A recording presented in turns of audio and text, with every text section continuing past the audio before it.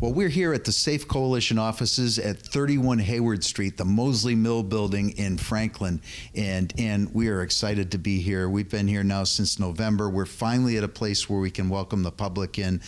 What do you think this new space means to you? Well, it's just incredible. It's what it offers for the community, what it offers for all of those people who are living with such incredibly powerful issues: substance misuse, mental health, domestic violence. This is an incredible facility, a space where people can feel safe and know that they're not alone. So I love that. It's such a good description. And you know, Jen said that she wanted people on their worst day to at least have comfort and feel comfortable and be embraced by the space. And I really think that we've created that here. And so we'd love to give you a tour around. So we are now standing in the lobby area. Again, we're at 31 Hayward Street in Franklin, Mosley Mill. Beautiful old building, very, very high ceilings. As you can see, very, very bright. As we're walking through this new lobby, we have room for one conference room here on our right as you immediately come in. We have a reception area, which is oftentimes, we have an intern there that's welcoming the public. And importantly, we have a wonderful board of directors here at SAFE who came up with this beautiful work of art, which is a Tree of Life. Ann, can you talk a little bit about this Tree of Life? This was really the what's the word I'm looking for? Brainchild of Mary Graham Louise, who was a board member, and she wanted to create, and she had a vision for creating this Tree of Life where people can contribute and have a leaf on this tree in memory of someone that they have lost to substance misuse, or really to support those who are in recovery. So this is a beautiful tribute, and it's a way, Jim, of coming into the building, and the first thing that you see here, particularly Safe Coalition, you are not alone. But it's beautiful, isn't it? It's just... It really is, and it was such a labor of love. I know I'll speak for Mary Graham Louise, but she did just a wonderful job with it. And as you can see, we have plenty of leaves available for purchase, so please give us a call or write to us at our website, safecoalitionma.org. Let us know you're interested. And again, you can celebrate the recovery of a loved one. You can simply celebrate SAFE and put your family's name on it, or you might want to remember somebody that you've lost, whether it's to substance misuse or mental health challenges. But it's a wonderful way to memorialize or celebrate a loved one and SAFE and contribute to what we need. We are 100% funded by grants and donations from the community, so it's important. Jim, too, the one thing is that when people come here and take advantage of the programs, that it's free. That people, you don't need insurance, and can you just reinforce that? Absolutely. Critical and a cornerstone to our mission from day one has been that we level the playing field for access. So what do we mean by that? When you come to SAFE, you will never be asked for insurance. You will never be asked for financial statement or any financial commitment. In fact, we will turn away a donation at point of service. We do not want this to be a transactional, you bring in your money and we'll decide whether or not we can help you. That's not the way this works.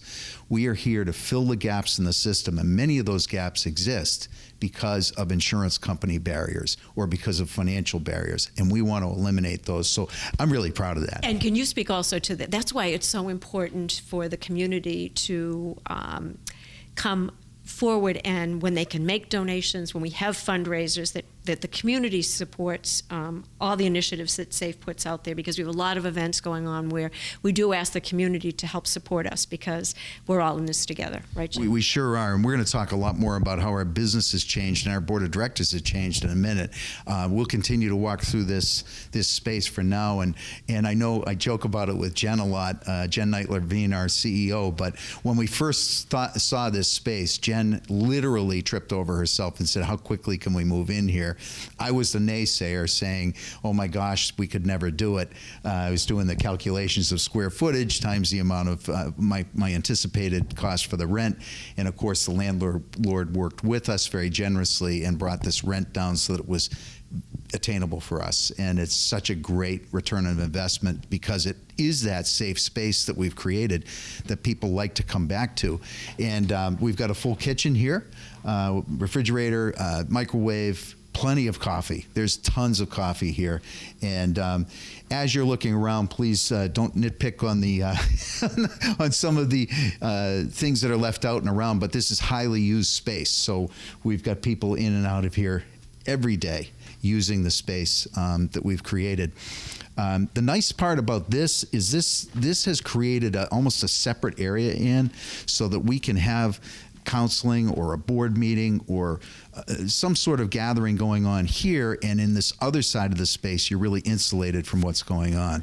So I think it's important as we go through too to just keep letting the community know how many different programs are offered here and what we're doing in terms of all of the services that happen in this incredibly beautiful space. So I think as we go through, we need to do that. You know, and you said that beautifully. I say to Jen all the time, there's a lot of healing going on in here. And what I mean by that is you might have a counseling session going on down here with Wayside Child and Family Services, and we have relationships with community agencies and bring counselors, trauma-informed counselors in, so that there isn't a waiting period for the people we're working with. And again, no cost. So we might have a therapist here. There might be a class for vaping going on with high school students on it. In the conference room, and we might have a family recovery meeting going on with family members learning about their issues around codependency and their family dynamic problems that they have as they're managing a loved one who's experiencing substance misuse challenges or mental health challenges. So all of those meetings might be taking place at once. At night, tonight, for example, we'll have Dual Recovery Anonymous here. Dual Recovery Anonymous, like AA, except they add the mental health component and support people with the 12 steps on their mental health journey. So they support them taking medication and getting to their psychiatric appointments. DRA meets here every single Thursday night. We have 12-step support meetings for families that meet here, and we'll talk much more about that. Does Learn to Cope meet here too? Learn to Cope? Learn to Cope meets here, both for siblings and adults, and then grandparents raising grandchildren as well. So there's a lot going on here and a ton of healing, and thanks for mentioning that, Ann. So as we walk down the hallway here, this really brings us into the second area of space. On the right, we have room that we didn't have before for printers, copiers, supplies, and then we come into what I really call the living room of the SAFE Coalition, and I love this space. And before we get any further, I want to thank our partners, Only Prettier Design in Rentham. Only Prettier Design came in and did an incredible job with this space. They are wonderful people and really worked hard to give this that homey environment and homey appeal. On our left, we have Jen Knight Levine's office, which is going to be the last one to be decorated. She's always taking care of herself last. But it's a nice, roomy space where Jen can meet with people privately, or she can have the privacy that she needs to really do the business of program development.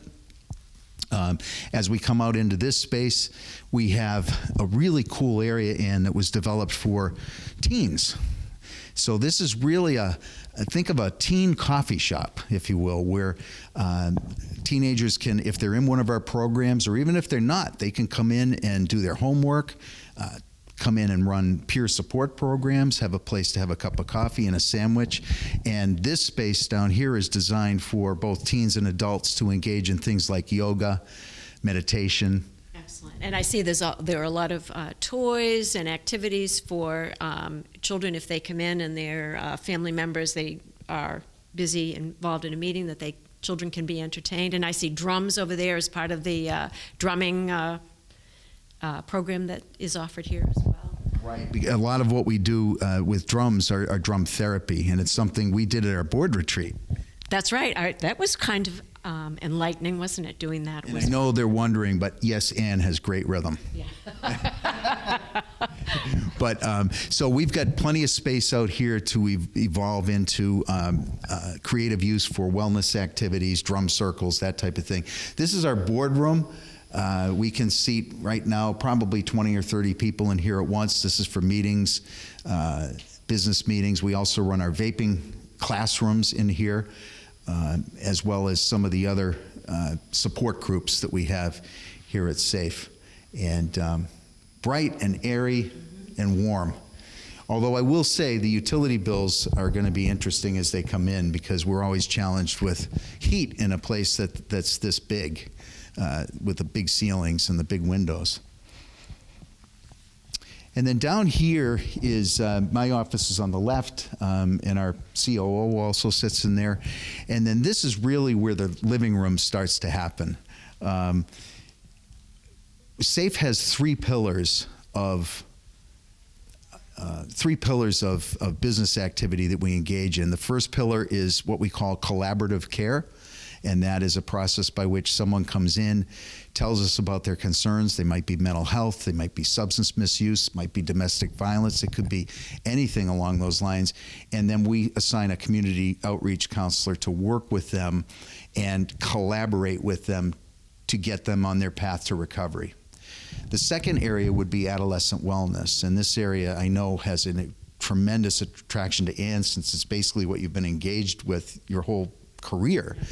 And we are working with a number of school systems now, including Franklin, where we are doing suspension alternatives for vaping. So instead of sending a child home for 10 days, they're coming in here on a suspension. They're coming in here and getting some education and also information on how to bring down their nicotine addiction if they've been vaping for a long time. It's a huge issue in many communities, not just Franklin, but it is a huge problem.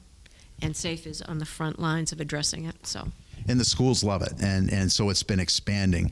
And in addition to other adolescent wellness, we'll also do collaborative care with adolescents and their families and their caregivers to make sure that they're getting the counseling resources that they need, and other means. And we're working with community partners to help ensure our adolescents are being taken care of.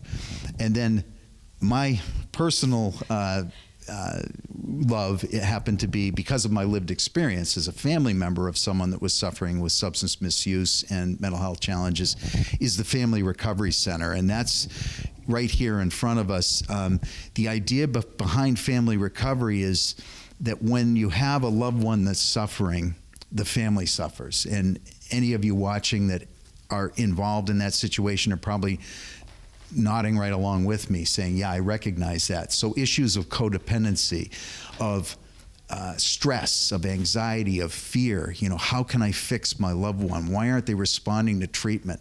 It's a very, very difficult process to go through as a family member. Just because you went through it, can you just talk for a minute about why this is so important? Why having this whole family recovery part of SAFE is so important? As someone who lived it and what you went through, the suffering that you went through and your family went through, your other kids, when you were living with this issue. Can you speak to that a little bit? Because I think it brings it home for people. Thank you for the question, Ann. I really appreciate it. Yeah, so my experience with my family was that as my loved one's illness grew, obviously our concern grew, but also our attention went all to that one individual.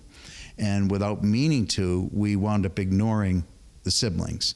In addition to that, the stress of living with a situation as acute as it was, and the ups and downs of thinking that you've got somebody in good state of recovery and then they relapse, or thinking their mental health's doing well and then there's an episode, that stress really had wreaked havoc on my personal relationships, my relationship with my wife, my relationship with my parents, with my son's other siblings.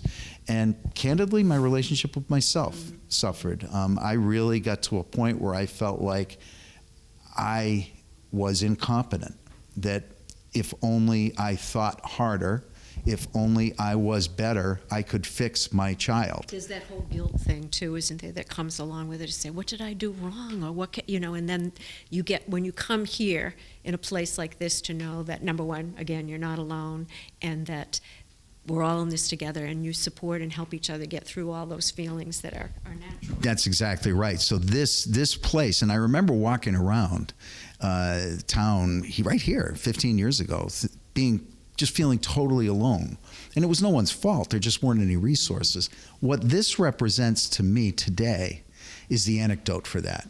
And that is a warm, safe, comfortable place that people can come, staffed by peer volunteers who will meet you where you're at, who understand the journey, they've been on it themselves, and will offer you a compassionate hug and a warm embrace to say, hey, you're not alone. You don't have to do this alone. On top of that, we've got some tools for you to use so that you can enter your own recovery independent of your loved one, so that you can come to understand that you're not responsible for their recovery. You didn't cause it, you can't control it, okay? And you can't cure it. So let's take care of you, family member, and get you into recovery and allow your loved one to go on their own path. And I get emotional just thinking about it. We have plenty of people who have their loved ones in with our community counseling staff entering their recovery, and family members simultaneously getting their own recovery, and each are on their own path. And that's the definition of a healthy relationship, because it's not one that's mired in codependency where one or the other thinks that whatever they do is going to control what the other person is doing. And so when people come here, you'll be here too with them, won't you, to support and share your experience and be here. We're so lucky, I guess, to say that we have you as someone who has taken on the role of leading this part of SAFE, and you're going to be here, and you're such a valuable asset. Thank you. It is a passion of mine, and I literally wake up in the morning. I was just saying this to Jen the other day, and I think I can't wait to get back to the building. Because I know what it feels like to stumble around out there alone. And I know the incredible healing I've gotten from peer support. And it's all here thanks to the organization that Jen has built, that you're helping build, and importantly, that the community is helping build. That's right. We've got to keep reinforcing that, because we need the community support. That is crucial to the success of SAFE, is that everybody, and we know that mental health and substance misuse are the biggest issues that communities are dealing with. And if we all come together as a community, we can really address this epidemic. And let's sit down for a minute, and I do want to talk to you a little bit about just what we started to talk about, which is the board of directors and some changes we've had there and some exciting opportunities we have that'll be coming up under your leadership. So, first of all, I just want to congratulate you on your newly minted presidency. You've taken over a role that I occupied for a while, and you're now the president of the SAFE Coalition Board of Directors, and you have a really aggressive platform and agenda for the board that involves the community. Can you talk a little bit about that? Well, I guess a big part of the mission of SAFE and our role as a board is just to make the community aware of what SAFE does and is, and how important it is. And the more we get the message out, the more the community will in turn give back and support SAFE and the mission of SAFE, because as we know, no one is charged anything. We depend on grants, and we depend on the kindness of community members.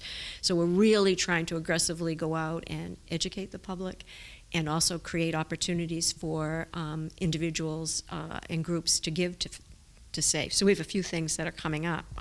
One of them is we're planning an evening of giving for SAFE. It's our first annual. We hope to continue it every year.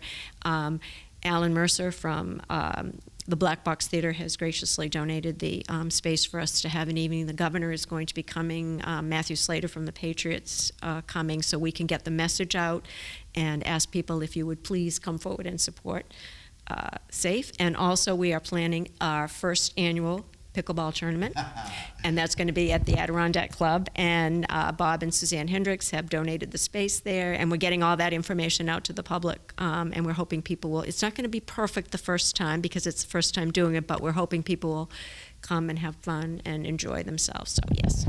And I am so excited for the agenda you've set for fundraising, and that's a huge part of the board, what the board does. But I remember when you joined the board, I was so honored, honestly, to have you on the board.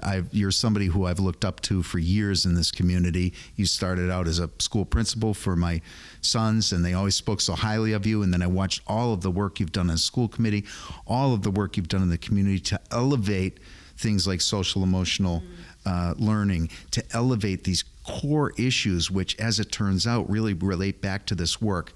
That was my view.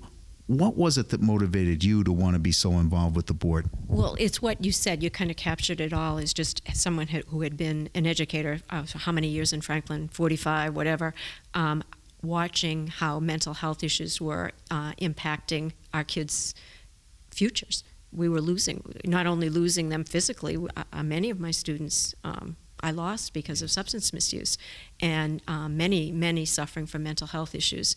And to understand this is an epidemic and we've got to come together and do something. So that was my passion. Then when I met people like you, and I knew Jen, she was one of my students, and to say, I need to be involved with these people who care so much about this work and want to make a difference and go out there and address this. So that was my kind of reasoning for wanting to be part of this.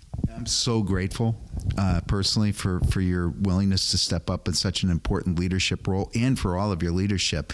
And I think it's important that the public know that our board of directors is a highly functioning business arm of this operation, particularly under Ann's leadership.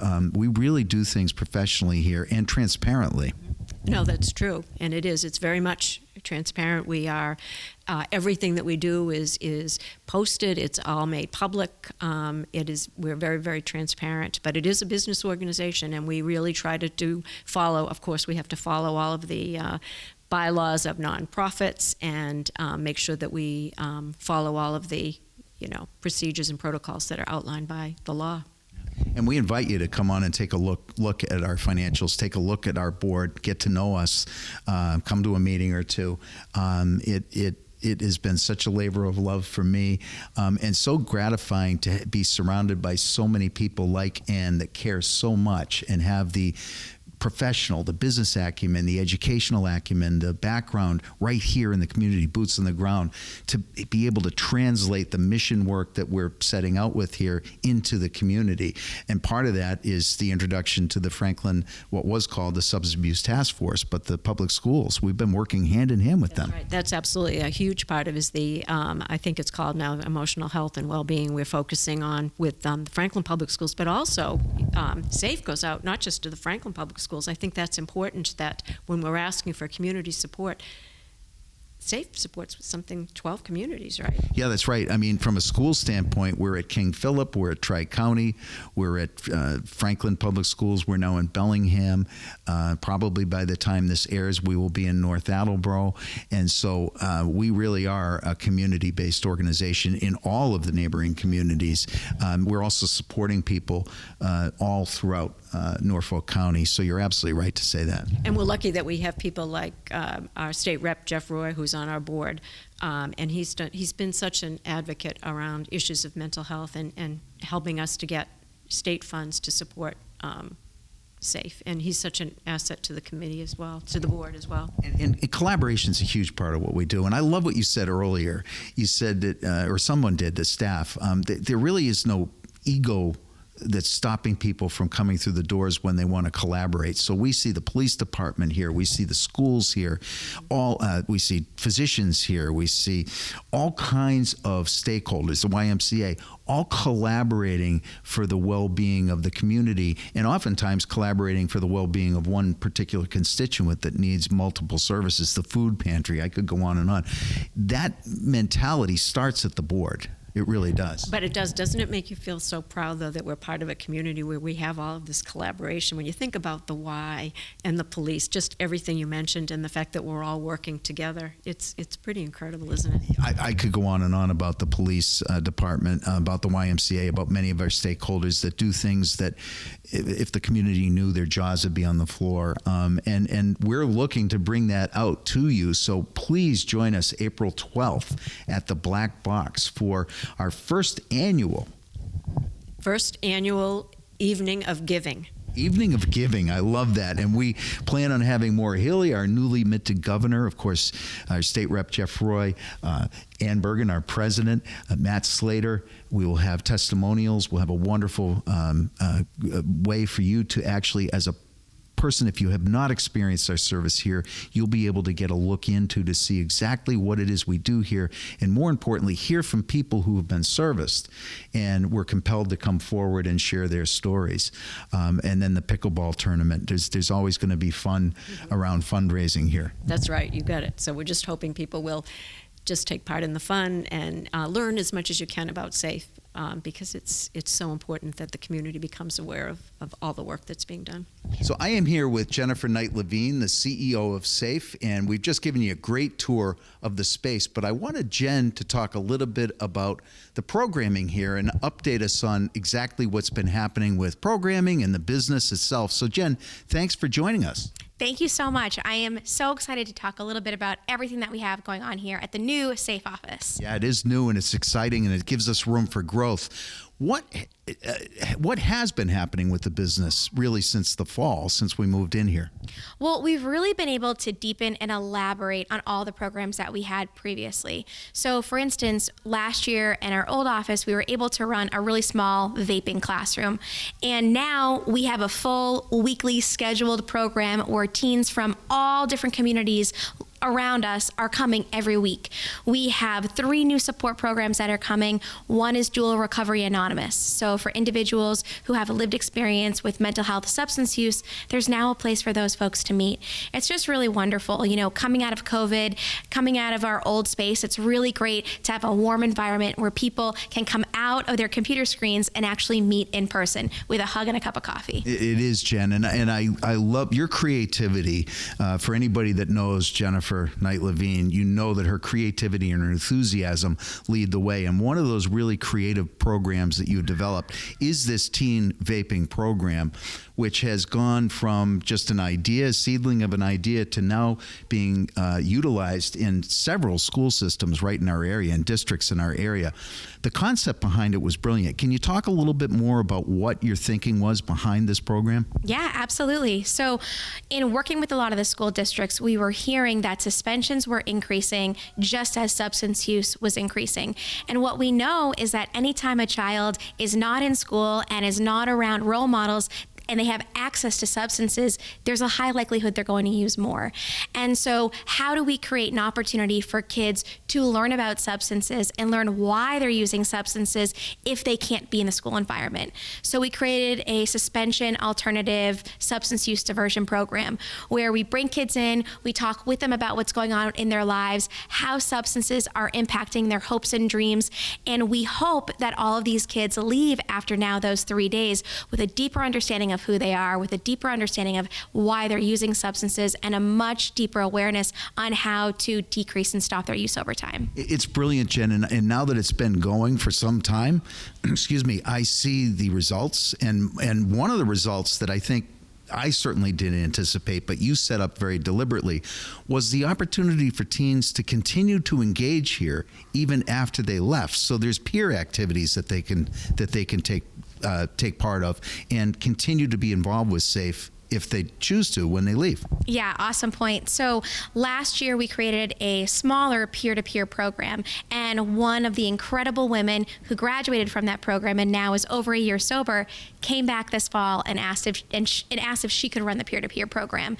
And so now the hope is that any of these kids who come during the week for the vaping program can also come twice in the afternoon during the week and be part of this peer-to-peer support program. It's really, really great, and it works, and we've seen it work year over year. It's so exciting. And as somebody who had a son who was suffering from mental health issues and some substance issues when he was 14, 15 years old, this would have been a gold mine for someone like that, because if you're not fitting in where you are, come on down. You'll fit in immediately when you get here. Sure, and it's hard. I mean, when you're 13, 14, 15, 16, 17, the cool thing that you think of is not to stop using substances, right? These are the years where you're going to parties and you're making new friends, and typically alcohol and other substances are involved. And so for kids who have been struggling for years and have had access for years and want to stop, there's now a safe place for those kids to go and know that they're going to be okay.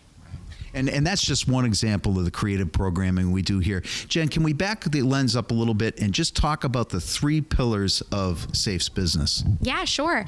So the 3 pillars are adolescent wellness, family recovery, and collaborative care.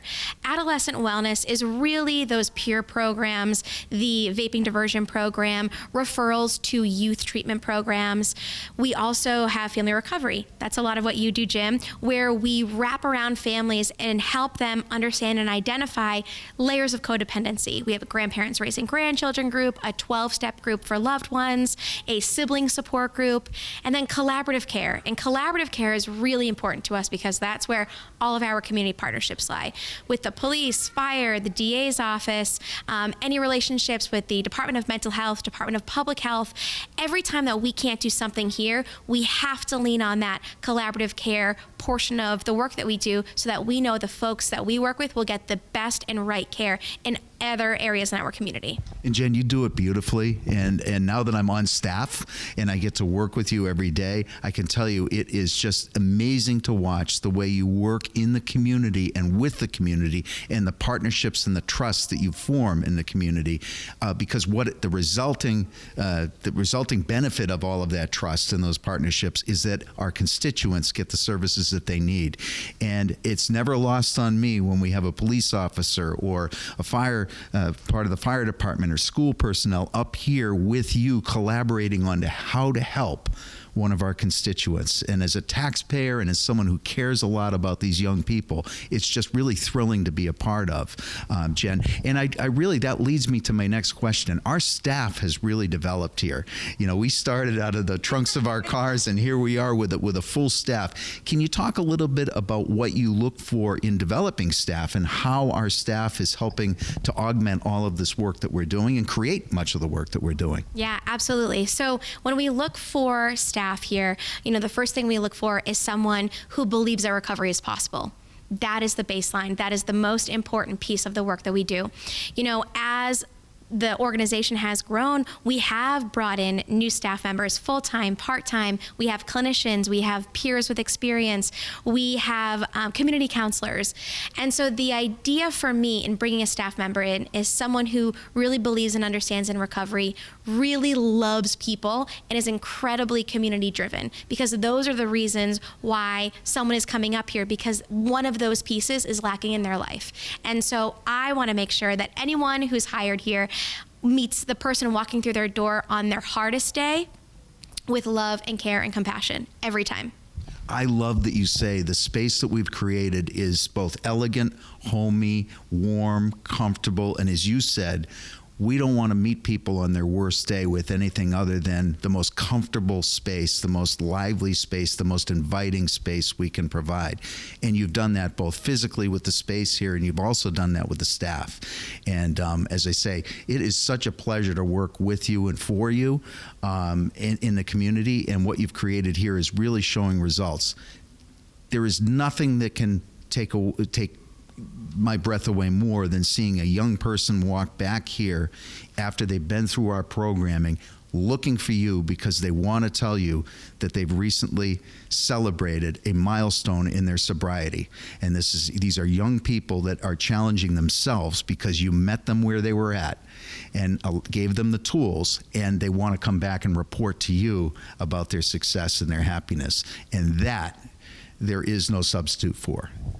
So we just spoke with Jennifer Levine about the great staff we have here at SAFE, and I have to introduce you to Javelin Santana, who is our community outreach counselor, was actually our first full-time hire back, was it a year ago?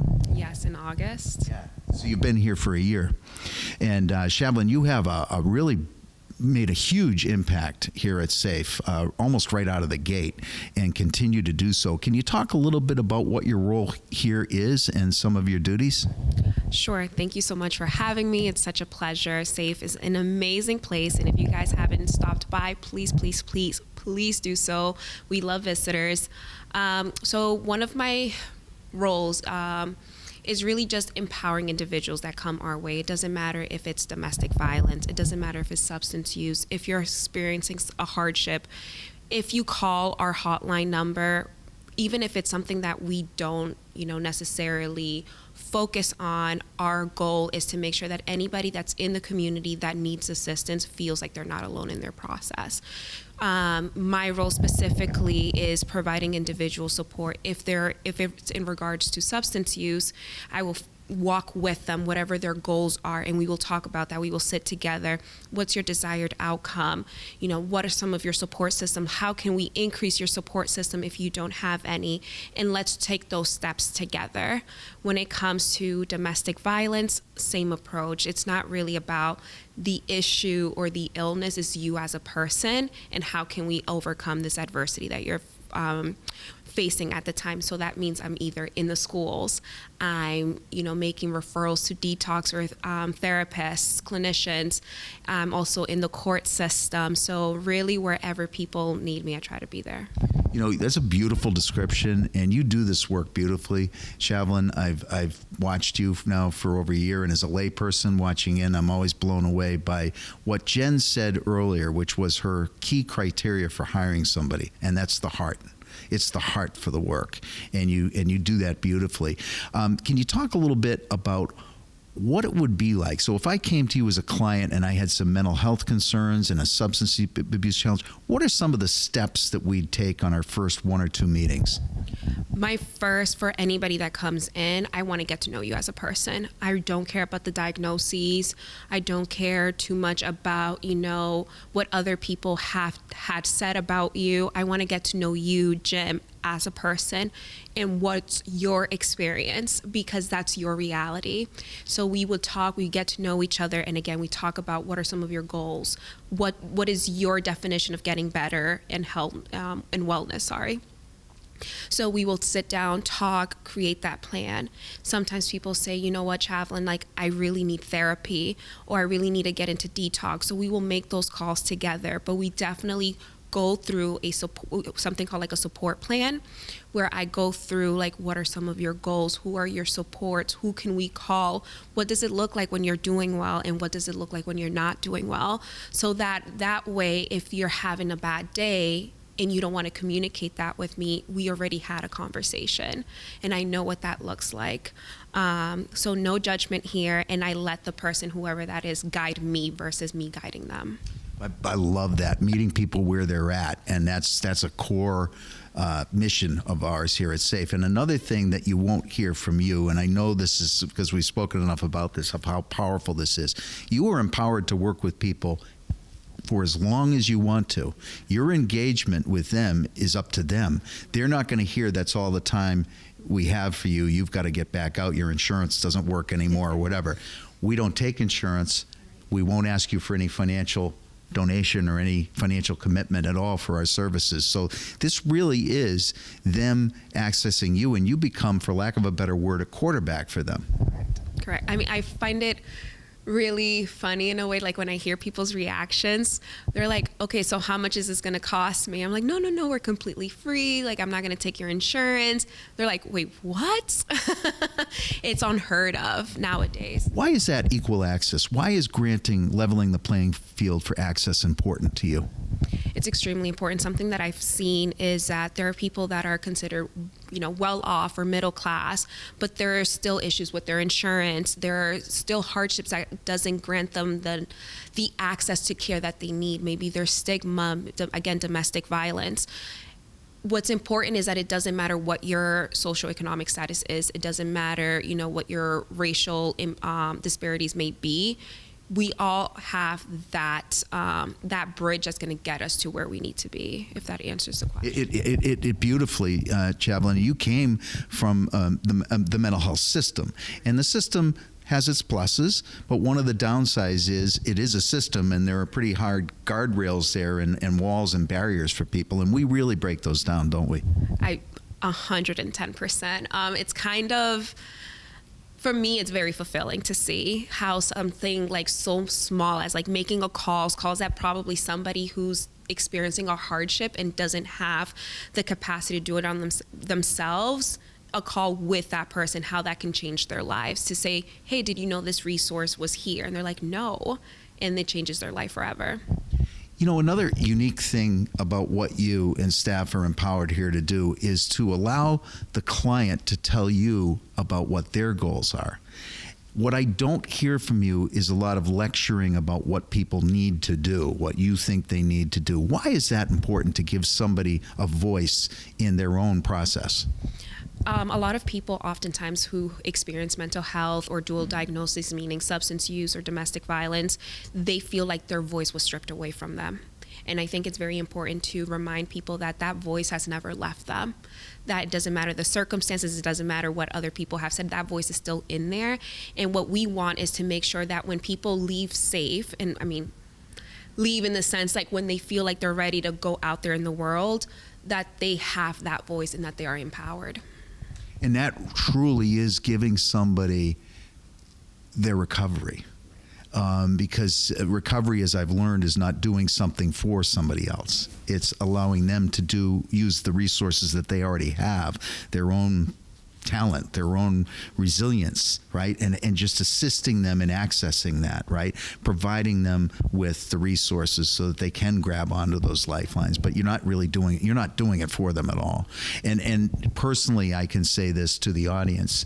My son, Jack, was cut that.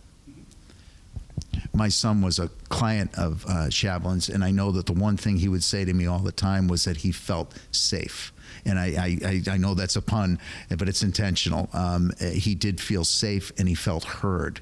And I think that is the door opening for somebody saying, you know what, I'm going to drop my barrier because this person sees me, they hear me, they value me, and they're giving me a voice. Now I can hear you more clearly, right? Right. One of the things that's very important is making sure that we're stripping away the labels with the person, right? Like I think that as we grow up in our society based on our experiences at home, at work, with family, outside, inside, our communities, sometimes we sort of stray away from like our true identity. I think of like a child, right? Like a child, they're sort of confident, they're exploring, they fall, but they get back up. I think as we get older, we forget that it's okay to fall because we can just get back up. We really fear those things because of what society has told us that we need to feel and believe and look like. But it's like, no, here at SAFE, we want to empower you. We want to say, it's okay to fall. My hand is here to help you get back up. What a beautifully put, Chav. And what you become really is the resource manager for somebody is really what you do, right? So whether it's resources that come from us internally in the form of support groups or diapers, we have a diaper bank, or food, but there really is nothing. People say, well, what exactly do you do? It depends upon the client's needs. But what I know is that they're going to get a community counselor who is going to be there for them, and you're not going to leave their side.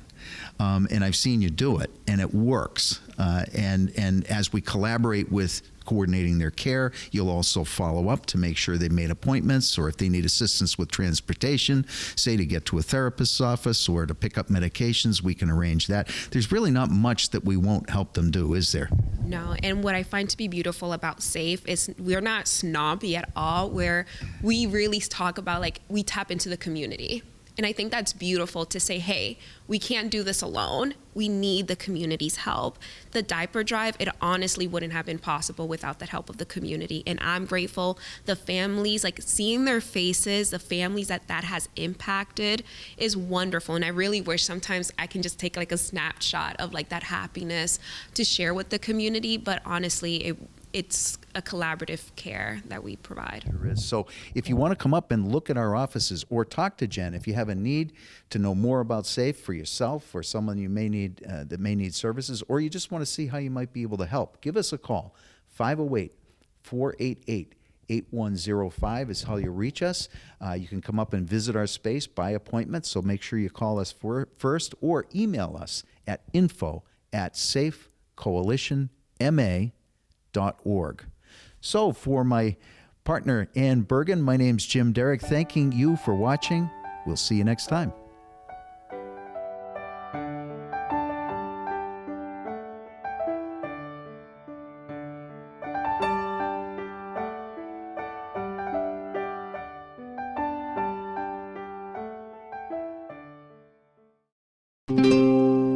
This program was made possible by your Franklin friends and neighbors, good folks just like you.